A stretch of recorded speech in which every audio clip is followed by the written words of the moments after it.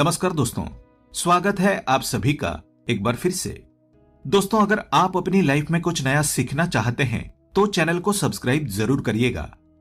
दोस्तों, लगने जा रहा है साल का दूसरा लेकिन भारत में देखा जाने वाला पहला सूर्य ग्रहण। भगवान करें इसका काला साया आपके जीवन पर ना पड़े, क्योंकि हर जीव जंतु पर ग्रहण का असर पड़ता है। सावधानियां बरतोगे तो दुष्प्रभाव से बचोगे। सूर्य ग्रहण के दौरान प्रकृति अपना ख्याल रखती है। आप देख सकते हैं कि कई गाने वाले पक्षी ग्रहण के दौरान गाना बंद कर देते हैं, घोंसलों से बाहर नहीं निकलते, कुछ फूल बंद हो जाते हैं। प्रकृति ने इनको खुद की देखभाल करना सिखाया है, तो मनुष्यों के लिए भी ये जरूरी होगा कि स्वयं को सुरक्षित रखने के लिए आवश्यक सावधानी बरतें। आज के वीडियो में यही सारी जानकारी हम देंगे, सूर्य ग्रहण से जुड़ी हर बात बताएंगे, तो वीडियो को आखिर तक जरूर देखें और कमेंट बॉक्स में जय सूर्यदेव जरूर लिखें। दोस्तों, 25 अक्टूबर को लगने वाला ये सूर्य ग्रहण आंशिक सूर्य ग्रहण होगा। ये ग्रहण भारत समेत यूरोप का कुछ भाग, एशिया का दक्षिण पश्चिमी भाग, अफ्रीका महाद्वीप का उत्तर पूर्वी भाग और अटलांटिक में दिखेगा। इस सूर्य ग्रहण की कुल अवधि 4 घंटे 3 मिनट की होगी। इसका आरंभ 25 अक्टूबर को दोपहर 2:29 पर हो जाएगा और समापन 6:32 पर होगा। भारत में इस ग्रहण की दृश्यता रहेगी तो इसका सूतक काल भी मान्य होगा। सूर्य ग्रहण का सूतक ग्रहण लगने से ठीक 12 घंटे पहले शुरू हो जाएगा। सूतक काल के समय किसी भी तरह के शुभ कार्य नहीं किए जाएंगे। और दोस्तों, विशेष बात यह है कि इस वर्ष का दीपावली उत्सव 24 अक्टूबर से शुरू हो रहा है। ऐसे में दीपावली पर सूर्य ग्रहण की बात सुनकर काफी लोग परेशान हैं। इस बार कुछ ऐसा संयोग बन रहा है कि दीपावली के रात से ही सूतक काल शुरू हो जाएगा। पूरे 27 सालों बाद दिवाली के अगले दिन की गोवर्धन पूजा पर सूर्य ग्रहण का साया रहेगा। सूर्य ग्रहण के चलते दीपावली के अगले दिन होने वाले भैया दूज, अन्नकूट महोत्सव और गोवर्धन पूजा अब एक दिन देरी से होंगे। हालांकि दिवाली पूजा पर इस ग्रहण का कोई प्रभाव नहीं होगा। भारत में सूतक काल 25 अक्टूबर की सुबह 4:22 पर शुरू हो जाएगा। दोस्तों, ग्रहण वो समय है जब सूर्य, चंद्रमा और पृथ्वी सभी एक रेखा में होते हैं। चंद्रमा सूर्य और पृथ्वी के बीच में आता है और इसीलिए पृथ्वी पर उसकी छाया पड़ती है। इस घटना के परिणाम स्वरूप सूर्य का आंशिक या पूर्ण ग्रहण होता है।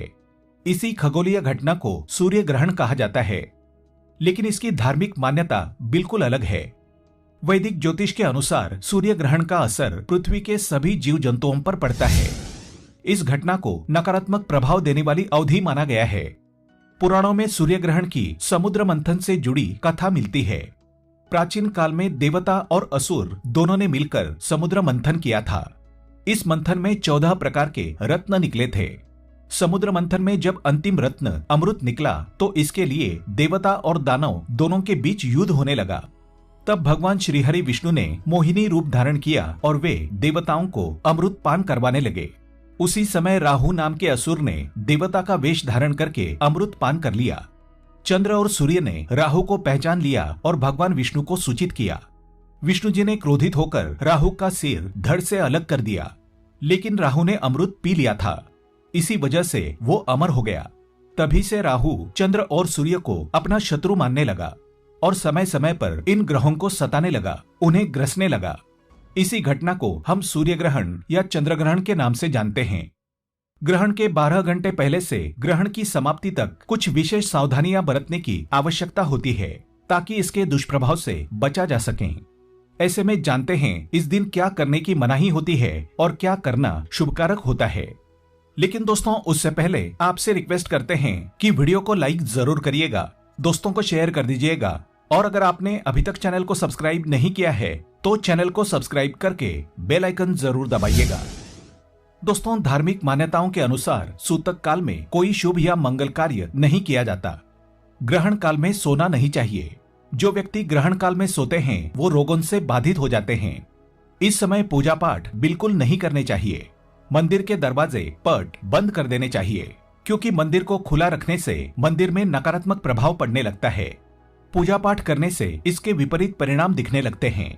ग्रहण काल में भूल से भी झाड़ू नहीं लगाना चाहिए। अगर ग्रहण काल में झाड़ू लगाते हैं तो ऐसे घर में दरिद्रता का, अलक्ष्मी का वास हो जाता है। घर के सदस्य रोग शोक से ग्रसित हो जाते हैं। ग्रहण काल में खाना नहीं खाना चाहिए। वैसे सूर्य किरणों को प्राकृतिक कीटाणुनाशक के रूप में जाना जाता है, लेकिन सूर्य ग्रहण के दौरान उनकी तीव्रता अन्य दिनों की तरह नहीं होती। ये किरणें अन्न पदार्थों में से कीटाणुओं का नाश करने में असमर्थ होती है। इस पर राहु का प्रभाव पड़ जाता है।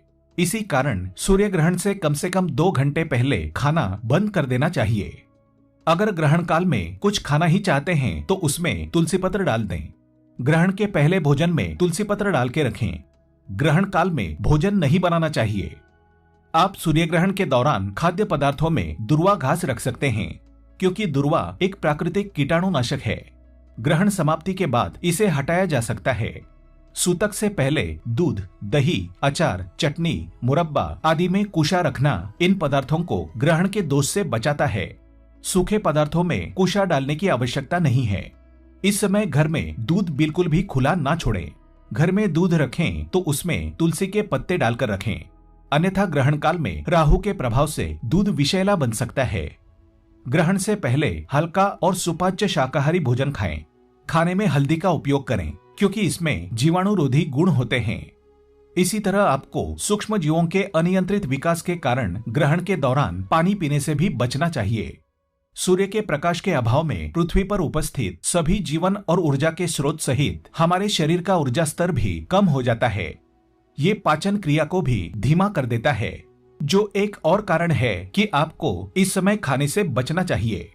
अगर आप गर्भवती महिला हैं, वृद्ध हैं, अस्वस्थ हैं या किसी और विशेष परिस्थिति में हैं जहां लगातार जल की आवश्यकता होती है, तो आप उबला हुआ पानी ठंडा करने के बाद पी सकते हैं। अपनी सुरक्षा के लिए आप तुलसी अर्क को पानी में मिलाकर पी सकते हैं। आप ऊर्जा के लिए किशमिश जैसे सूखे मेवों का सेवन कर सकते हैं।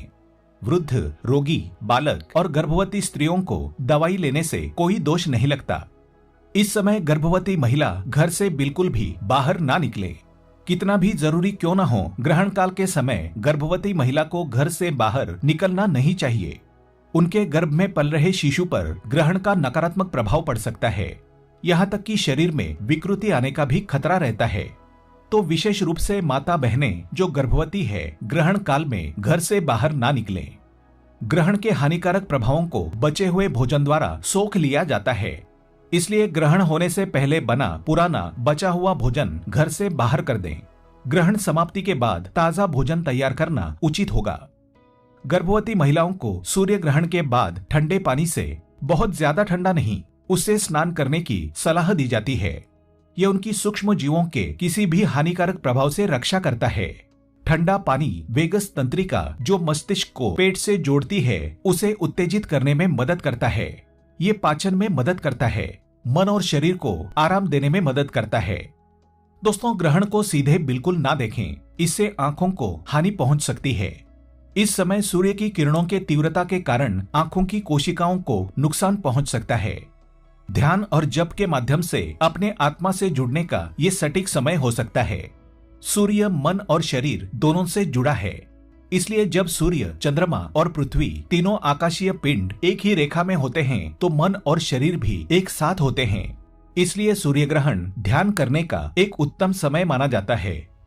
पौराणिक ग्रंथों में उल्लेखित है कि ग्रहण काल में मन ही मन भगवान का ध्यान करना चाहिए।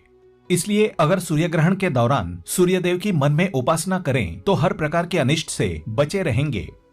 अब ग्रहण से पहले तुलसी के थोड़े पत्ते, तुलसी की मिट्टी, गोमूत्र, गंगाजल, गौ माता के पैर की धूल घर में लाकर रख दें।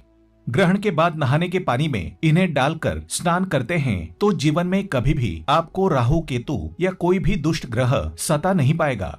इन सब से आप सदा सुरक्षित रहेंगे।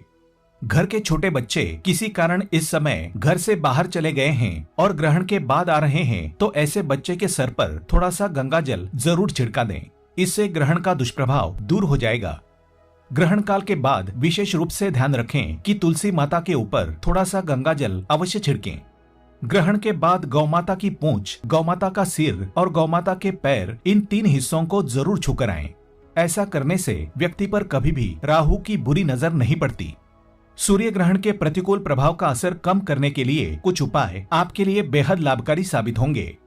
सूर्य ग्रहण के तुरंत बाद सूर्य से संबंधित दान जैसे कि गेहूं, गुड़, मसूर की दाल, तांबा आदि का दान करना आपके लिए शुभ रहेगा। इसके अलावा आदित्य हृदय स्तोत्र का पाठ कर लें। अपने गुरु मंत्र का जाप करना सबके लिए लाभकारी रहेगा। ग्रहण समाप्ति के बाद गाय को घास, पक्षियों को दाना तथा गरीबों को किए वस्त्रदान का शुभ फल मिलता है। तो दोस्तों सावधानियां अवश्य बरतें। ग्रहण का कोई अशुभकारी असर आप पर, आपके घर परिवार पर नहीं पड़ेगा। कमेंट बॉक्स में जय सूर्यदेव लिखना ना भूलें। आज के लिए बस इतना ही। दोस्तों अगर आपको ये वीडियो पसंद आया है तो वीडियो को लाइक करिएगा, दोस्तों को शेयर जरूर करिएगा और चैनल को सब्सक्राइब करके बेल आइकन जरूर दबाइएगा ताकि आने वाला नॉलेजेबल वीडियो आपको सबसे पहले मिले। दोस्तों मिलते हैं अगले वीडियो में, तब तक के लिए good bye and thanks for watching my video.